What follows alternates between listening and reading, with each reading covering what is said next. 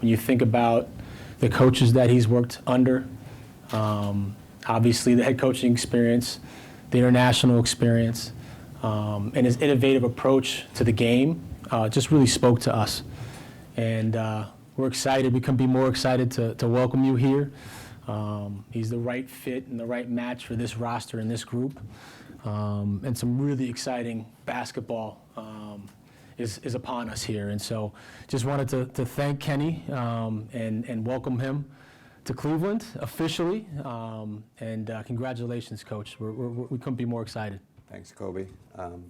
Thank you, everybody, for coming on this beautiful day in Cleveland. Yes, I'd like to start off by thanking Koby and his group, Brandon and Mike, and it was a fair process, an interesting process, an exhilarating process, and as I got to know them, as the process went on, I felt more and more comfortable, and to get to this day is it's an amazing opportunity. I think we all know the talent that is on this team, the culture they've built, which is what really intrigued me about this job to begin. I'd also like to thank Dan Gilbert. Obviously, they've had incredible coaches here, incredible tradition, incredible players. So for him and his family to give me this opportunity to be a part of a kind of legendary program is just thrilling. Last people I'd like to thank are the other Golden State Warriors. Steve Kerr, the Lacob family, Mike Dunleavy. Your path in this league takes a lot of different waves, and my experience with the Warriors, made me a better coach. Obviously, winning a championship. So I'd like to thank them because they've been great throughout this whole process. Okay. We are now open for questions. Please raise your hand. We'll get a microphone to you.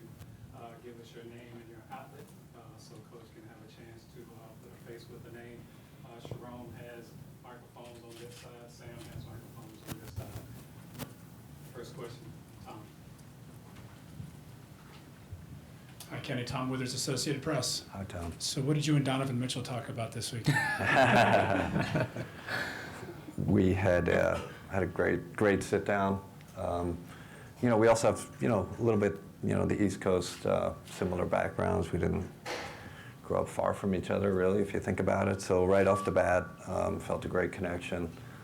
Talked about more personal stuff, family, his family, my family.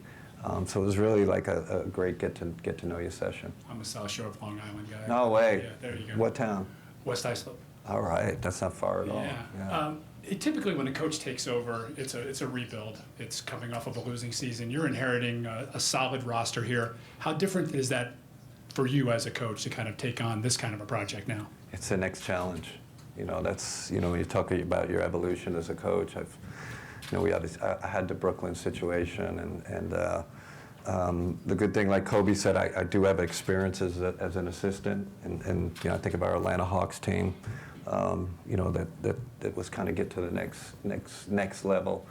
So I've seen that model, but this is different. This is like I stated in the beginning. This is a fantastic roster, and the culture they built here is in place. And like I told Koby when I interviewed, I said I'm just coming here to give it a little more of a push. There's so many things, great things in place. So excited about it. Chris Fedor, Cleveland.com. Hey, Kenny. Welcome to Cleveland. What is your ultimate vision for a Kenny Atkinson team?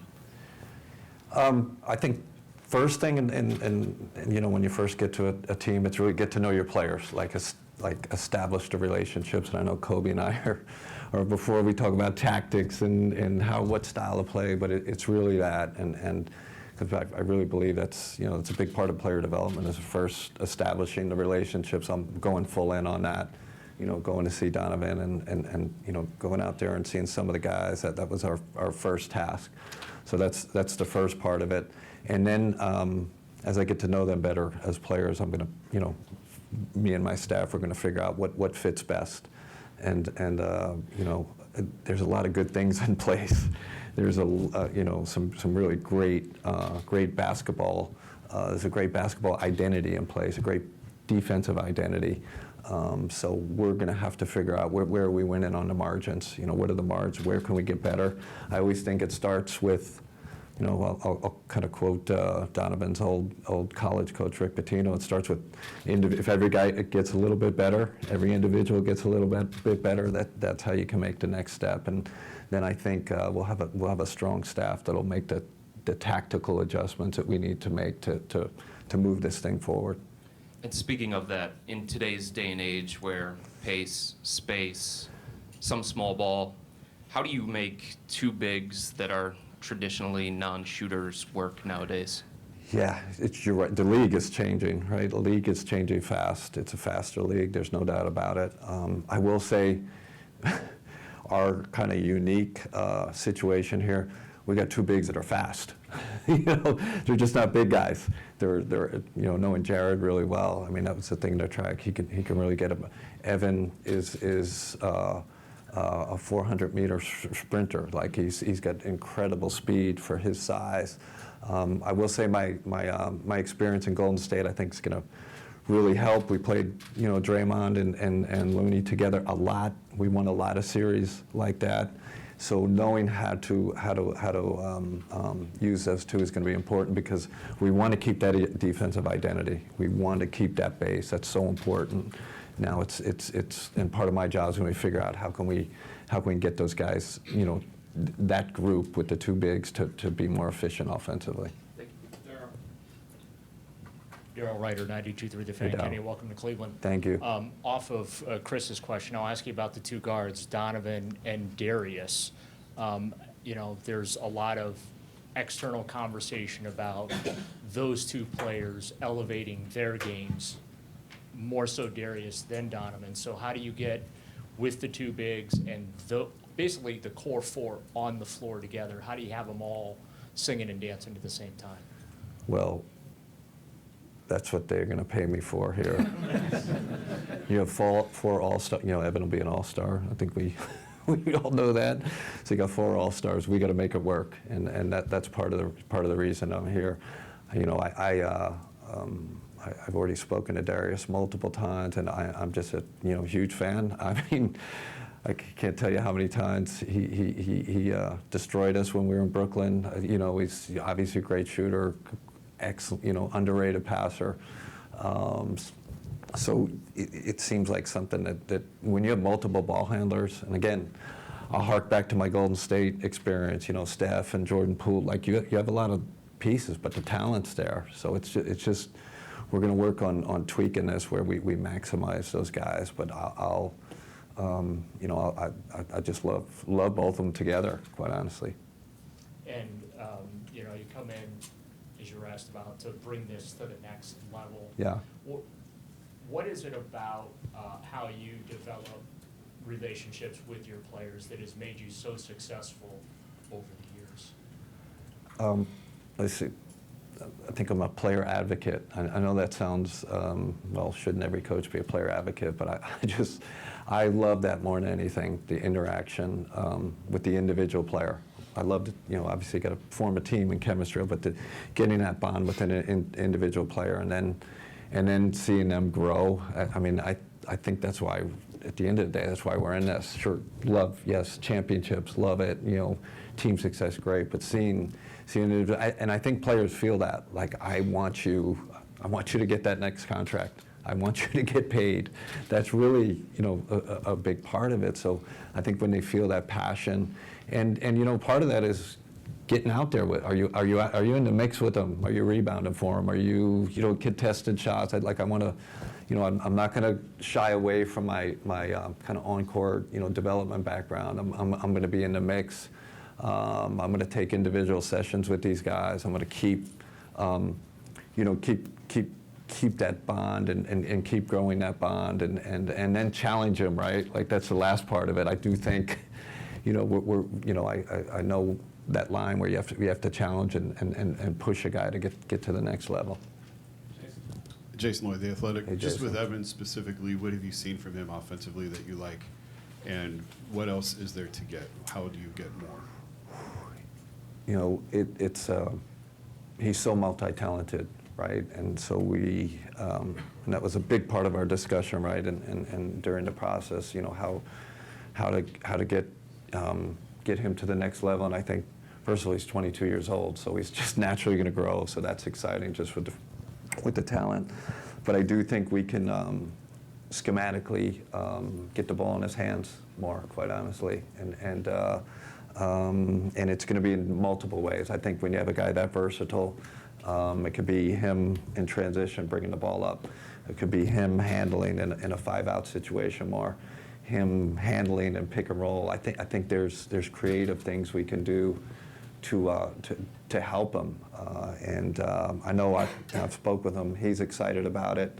But there's definitely just his general usage, I think can go up, and we have to figure out, you know, the best positions to put him in. But it's like I can't wait to like get on that task, because I know that's a big part of us, you know, taking that next step we're talking about. Donovan is an incredible player. He's a top 15 player in the game. Does Evan have to be the best player on this team to be a championship contender? Or can you do it with Donovan? Can do it with Donovan. He's, you know, MVP. You got one MVP, and I think that's the league, right? It used to be, you used to have to have 3. I'm not sure what it is. I don't think it's What's the number working. now? Yeah, I don't, you know, you look at other teams, like that's not necessarily the model, but like you said, you got a top 15. But my thing is, I don't know where Donovan ranks in that. Or you getting him into the, like, my job is like, let's get you into the top 15. And you know, what's great about this situation is, like, the roster that's in place, there's enough. There's enough to take that next step. No doubt about it. But Evan's a big piece of that. I'm going to feel a huge responsibility to help him get to that, you know, top 15, top 20, whatever it is, and who knows, you know, top 5. Why not? Like, with the skill level and the athleticism and the human being, I don't see why we can't. Eden Sands, Cleveland.com. Kenny, just understanding that you have had experience with some of the guys on this roster, Karis LeVert and Jared Allen, and you spoke of, like, creating a culture and helping grow this culture that's already built. How does having relationships with some of the guys already on this team help you just get into the vibe of this team early on?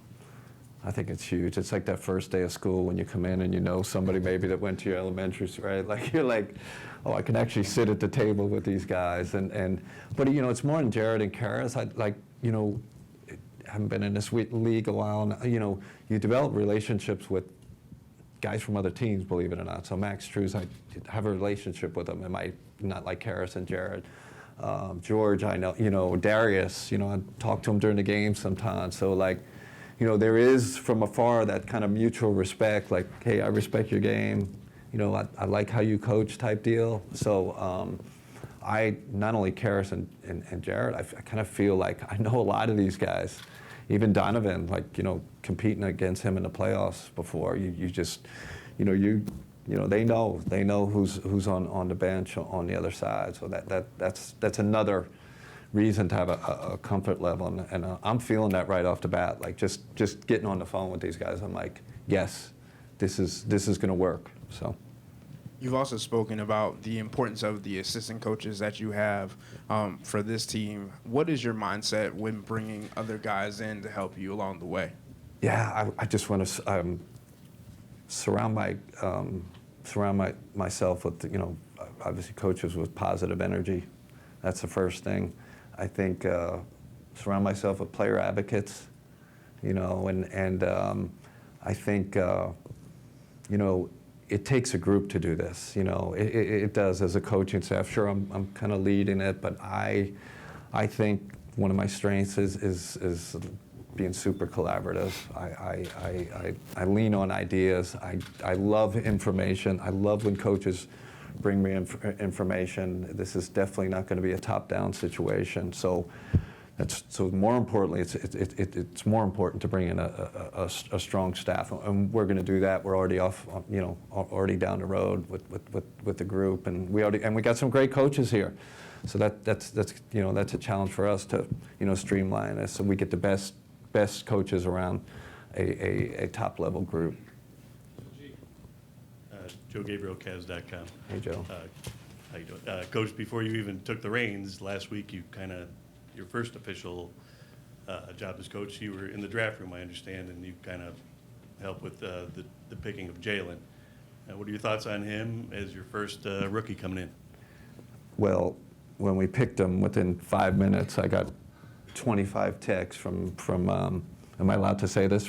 Yeah, I never know, like, the rules, like, is he, and just what an incredible pick, like, right, and that's like, because I've been involved, I've been with Team France and all that, so I wasn't watching the draft and listen with Koby and their history of Brandon, their history of drafting guys.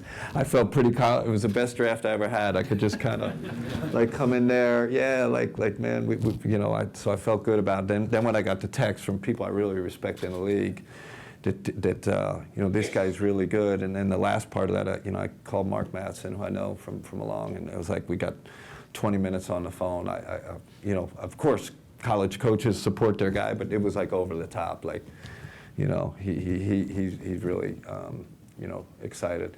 Now, he told me he was going to be in the rotation this year. That's how. And I said, Mark, the NBA is pretty good. And who knows? But that's how much he liked him. So that's pretty cool. And you said you kind of fell in love with the culture here. What do you see as the culture here, and how can you kind of build on it? Listen, when you go from again, it's being in the league, right? So people talk in the league, and I watch from afar, right? When I'm playing the Cavs, and when you go from, was it 22 wins or 22 wins to conference semifinals, the trajectory is, quite honestly, these guys have not gotten enough credit, because I think I know how hard it is to make that jump. I mean, that's an incredible jump, an incredible 5 years. Obviously, after the, LeBron championship, all that, and then to kind of reboot and build not only a team that's on the rise and made a huge jump, but the culture's got to be good, and then knowing the players that are in place, the personality, so. You're doing it with high character players, and I don't say that I don't just say that. I know it, because when you go for these jobs, you do your background. They do their background on me. I do their background. And I was like, man, remember Koby, when I walked in, and the first thing I said, I want this job. I'm going for it, and I'm going to be aggressive, because I knew all the kind of great things that were in place. Terry Pluto from the Cleveland Plain Dealer. Hi, Terry. Kenny, how many times did they interview you, or can you talk a little bit about the process? Yeah, I think, there were phone interviews to kind of get to know you, interviews, Zoom, couple of Zooms, and then in person, a long in-person situation. So we spent a lot of time together. Is that like over almost a month or a period or something? What was the time frame on that? We had about the month process. Yeah. Pretty much. I mean, that Sunday before the Monday where we made him the offer, that's the day I called Dan and said, Kenny this is the candidate we want to move forward with, and Dan gave the blessing and was like, go make your hire. It was interesting because he's actually coaching right now for Olympic national team with France. And I spoke to his agent. I said, I'm going to try to call him now to offer him the job. Will I be able to get him? He was in practice, probably rebounding for Victor Wembanyama. And so I called him, and I was worried he was going to ring out. I got to like 5 rings. I'm like, I'm trying to offer him a job. He grabs it, and I could tell he's kind of like fumbling around. And he gets out the gym, and I said, Coach, are you in practice? He said, yeah, I'm in practice. I said, I was worried I was going to get you. And he said, no, I was going to take this one. So that was kind of the process. But no, he grabbed it all the way from Paris. We had a great conversation. We offered him the job that Monday. And then he got to town, to your question, on Wednesday, the day of the draft. And he's been with us ever since, and I think he's going to have to head back out because he wants to finish the job with France, even though I'm still USA Basketball. But but no, it's totally on brand for me to call him, and he's in the middle of a practice, right? That's Kenny. Koby, just what are maybe a couple things that really stood out from him compared, not to put down your other candidates, but you had to pick one, and there had to be a couple reasons behind it, and also a couple things about him that take this team where JB had it now and make it better. What does he bring that's going to make that happen? I mean, we talked about the experience level, Terry. We talked about his head coaching experience, what he learned there, how he created a program really from nothing, from scratch. I mean, that Brooklyn program, and give Sean Marks a lot of credit for what he did with very limited assets to make the coaching hire he made and develop the talent that they did to get to a playoffs was pretty remarkable. I don't think he gets enough credit for the job he did in Brooklyn. And then his stops along the way with really high-level, respected Hall of Fame level coaches. His yearn to learn, he sought out these different opportunities to grow. He's super curious, and he sort of fits how we're driving this thing. How do we continue to get better? He's innovative. His approach is creative. I think we're going to see a lot of different lineups, a lot of different strategy. How we use Evan this year is going to be pretty cool. I love the relationship piece that he has with guys. I think, when we started out, we talked about the 22 wins 5 years ago, our whole foundation was going to be built on player development. And even though we made a conference semis and we've won 99 games the last 2 years, that's all well and good, but we don't want to lose focus on that. And at his core, that's who he is. He wants to be on the floor with guys. He wants that sweat equity with guys. And when you have an Evan Mobley who's 23 and a Darius Garland who's 24, they have not reached their potential yet at all, right? They've not peaked yet at all. And so when you have a coach that's fastball as player development and you do your research around the game and that's all they say, the best player development coach you can possibly find, that gives me solace to know that that program that we have is going to be the best in the world. And we're going to continue to get guys better. Even the Donovan Mitchells of the world, right? The idea that we can't improve him with Kenny is asinine. We're going to be able to improve, and guys can continue to have the best years of their career in Cleveland. And so when you have that foundation, that root, that really spoke to us, along with all the experience that I talked about as well. Nate Ulrich, Akron Beacon Journal. Hey, Kenny, speaking of Brooklyn, which Koby just touched on, what are some of the main lessons that you took from that experience that you apply now, having a previous head coaching job? Oh, man, I've changed. My experience after Brooklyn, and like Koby said, I think it was strategic, the way I approached it, getting with Ty Lue with the Clippers, and man, we ended up going to a conference finals, but just definitely a different philosophy, a different approach than what I was used to. So I soaked it in. It was a great, just a great experience, observation experience, and have the utmost respect for him. And then obviously, going to Golden State and Steve Kerr, it was, again, a different take, a different way of doing it, and man, that really opened up, my eyes. He definitely had, different approach than I did. So using those, I think using those, my experience with those two situations can make me a better coach. And I sold that to Koby. I said, I look back on Brooklyn, man, there's so many things I could do better. And then I saw it live. I saw it, I was in the,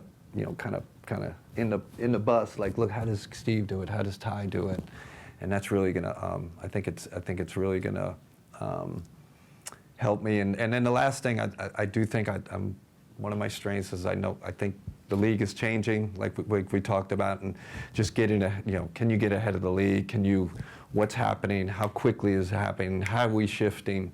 And I think me and my staff, that'll be a strength of ours. We'll be able to kind of be right with the league or be a step ahead.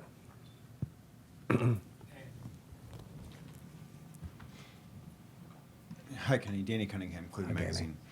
With Evan, you touched upon earlier how much more growth there can be. How much do you think he can get better just by amping the pace a little bit offensively? Yeah, it's a big part of it. And I'm not going to give you the specific tactics, and he's generally got to have the ball in his hands more, but also the transition piece is a big part of that. I have a lot of experience with watching kind of forwards, strong, power forwards and centers, bringing the ball in transition. So I think it's a strength of his how he runs the court. So that's something that I think that's one of the shifts you'll see. You'll see him more in transition with the ball, and then without the ball, he kind of knows the places he's running where we can get him the ball. And then for you, over the last several years, there have been a number of opportunities where your name's popped up. What made this the right time for you to be a head coach again?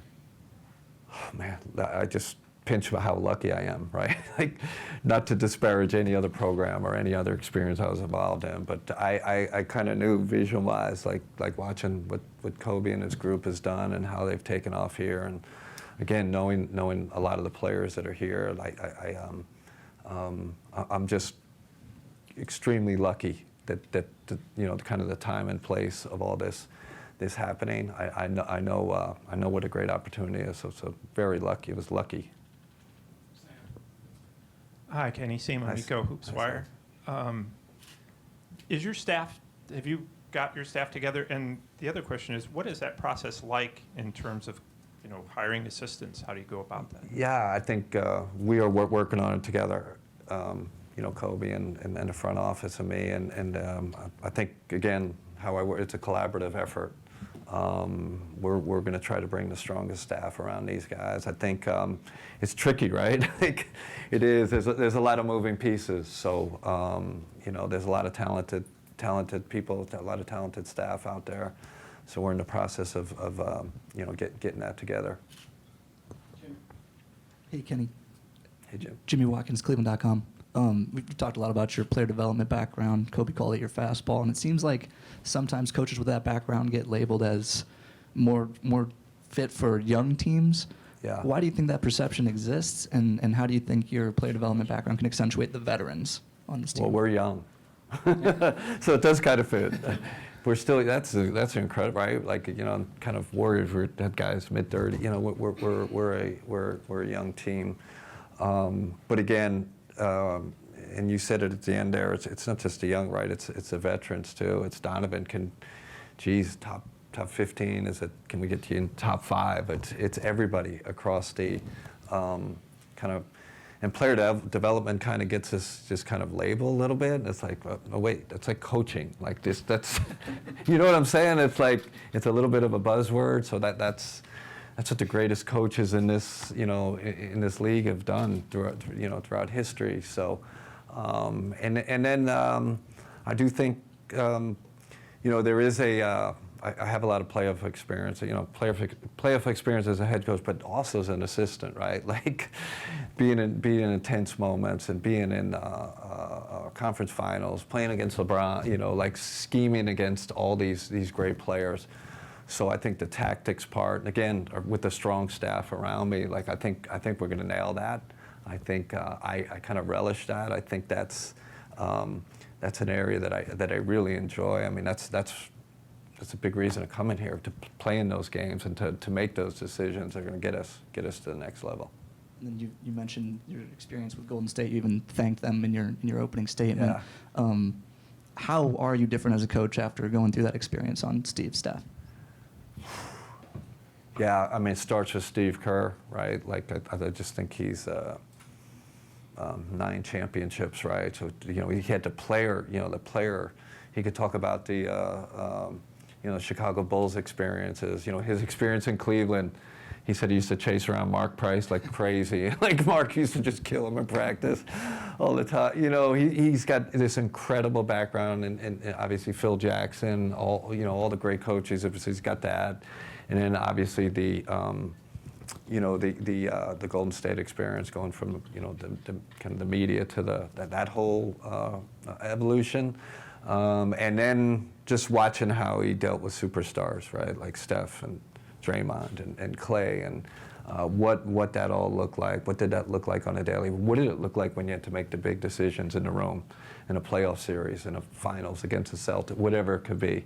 So just, I just think, here I am just getting all this wealth, it was a wealth of information. It's like getting an MBA, it's like getting your, doctorate in basketball, where maybe I was just, an undergraduate, that's kind of the stark difference when you see, like Kobe, you're talking about Hall of Fame coaches, Ty and Steve. It's just unbelievable experience. Spencer Davies, Cavs Insider. Kenny, you've talked about the core four quite a bit. Just wanted to get your kind of opinion on the depth of this team and how important it is to utilize that even throughout the regular season. It's, you just depth. I just excite. Yeah, the depth is when you look across the league, there's not many teams with the depth that we have, and I've always been a big believer is you have to develop your bench. It's a big part of this. It's a big part of the big picture. Playing a lot of players, and not only develop your bench, but I think, you can find guys, they need opportunity. Guys towards the end of the bench, middle of the bench, again, part of the thing I sold to Koby and the group was, I've done that. I think my third year in Brooklyn, I don't think anybody played more than 30 minutes a game. We spread the wealth, and I think we found players that way, and you can still win that way. Now, am I sitting here saying Donovan Mitchell's going to play 25 minutes a game? No. But we are going to use our bench, and we are good. And Steve, Steve was me and Steve would, man, we are, especially early, middle, we're, and I think that helps you in the playoff. I think it helps the locker room, helps guys get better because they have opportunity, and it's going to help you when playoff time comes, when you need that. And you guys have had that experience, right? In Cleveland, as Richard Jefferson, you've had guys in the past that, man, all of a sudden we need the 11th guy. It's game 4, and so struggling. Boom, he comes in and makes a difference. So we're going to embrace that mentality, the bench mentality. And this is kind of an open-ended question, but what's the key to connecting with a player as a coach?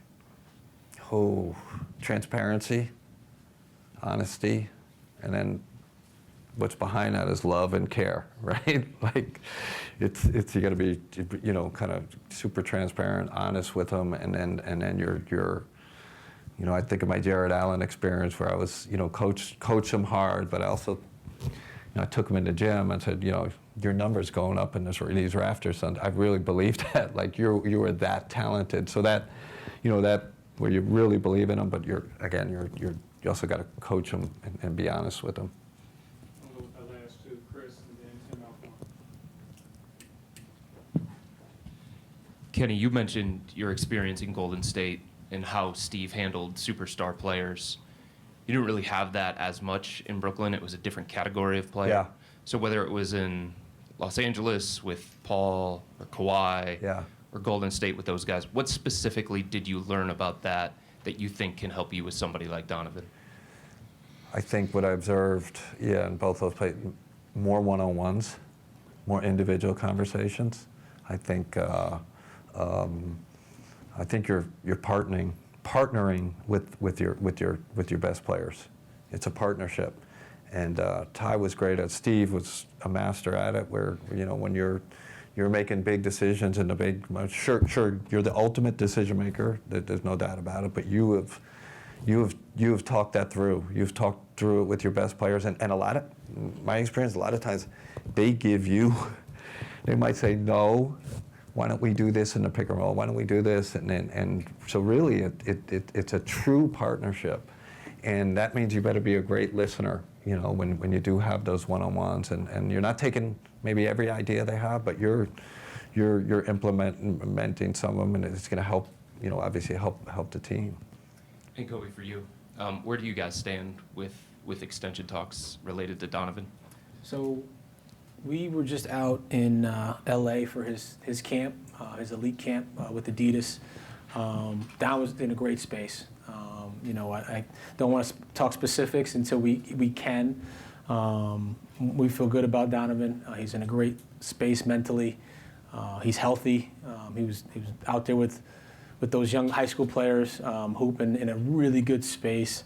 Really enjoyed the fact that him and Kenny could sit down and talk about the future, talk about the team, You know, he's still under contract right now, so I think we can talk about him as a Cavalier. And so, you know, he's invested. He's really invested in what we're doing, and you know, hopefully soon we'll have more of a decisive answer on that for you. But he's been great. He's been super involved and super collaborative and very, very much pro Cleveland. Hey, Kenny, right in front of you here. Tim Elkhorn, Cavs Radio play-by-play. Tim.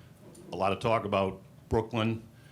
Poring over those numbers when you were the head coach, pace, 3 balls, near or at the top of the league. Is that the Kenny Atkinson philosophy that continues here, or does roster and lineups alter that at all? That's at my core, yes, that's the philosophy, but I think it's like I said in the beginning, it's getting to know this team better, and that's the process I'm in. How, you know, getting to know this team better, getting to know the players better, getting to know their strengths and weaknesses. But at the core, I think, I mean, you saw it this year in the finals, like you know, the court is spread, the 3 ball is a huge part of it, and I do anticipate, you know, picking up the pace, shooting more threes, crashing the glass a little more. I think that's something we could do better. So, but again, we're going to do whatever the tweaks necessary, you know, to get this to the next level tactically. So definitely gotta you know, we're hard at work figuring that out right now. You mentioned the finals, Boston NBA champs. Some of the reports out there that other teams in the East are making some pretty significant moves. Where do you see the Cavs falling as far as the Eastern Conference is concerned and stacking up with the other teams in the East? Yeah, I've always been this way. I'm like Cavs focused. Like I'm just, you know, it's always been my process. Sure, I'm aware of the league. I obviously watched the league and I watched trends. I definitely know what other teams are doing in the league, but I just think if I'm singularly focused on this team, you know, with the old, you know, the old Bill Walsh quote, you know, follow the process. The results are going to come, and I just believe that. That's a model I've seen with great coaches I've been with, but it's also my philosophy. Okay, thank you everybody for coming out. Thank you. Thank you. Thank you. Thank you very much.